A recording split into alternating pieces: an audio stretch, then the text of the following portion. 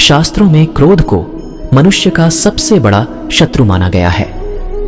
भगवान श्री कृष्ण ने श्रीमद् भगवद गीता में क्रोध को नरक का द्वार बताया है। कहते हैं कि क्रोध में व्यक्ति खुद का भी नहीं रहता। क्रोध में व्यक्ति अर्थहीन बातें करने लगता है। शास्त्रों में क्रोध को मनुष्य का सबसे बड़ा शत्रु माना गया है। मनुष्य क्रोध में अपना आपा खोकर कुछ भी कर बैठता है। क्रोध और आंधी को एक समान बताया गया है। दोनों के शांत होने पर ही पता चलता है कि नुकसान कितना हुआ है। लेकिन मनुष्य के क्रोध का कारण क्या है? भगवान श्री कृष्ण ने गीता में इस बारे में बताया है। श्री कृष्ण ने श्रीमद् भगवद गीता में क्रोध को नरक का द्वार बताया है। श्री कृष्ण ने कहा है कि जो मनुष्य बात बात पर क्रोधित हो उठते हैं वो जीवन में कभी तरक्की नहीं करते हैं और जीवन में हमेशा दुखी रहते हैं। क्रोध करने से मनुष्य कभी भी सही निर्णय नहीं कर पाता है, जिसके फलस्वरूप मनुष्य का जीवन और भी कठिन हो जाता है। श्री कृष्ण के अनुसार बेवजह किए गए क्रोध से मनुष्य को कोई लाभ नहीं होता है।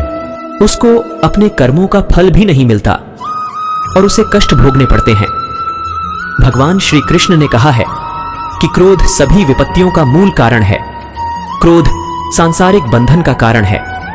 भगवान श्री कृष्ण ने क्रोध को धर्म का नाश करने वाला बताया है। इसलिए मनुष्य को क्रोध का त्याग कर देना चाहिए।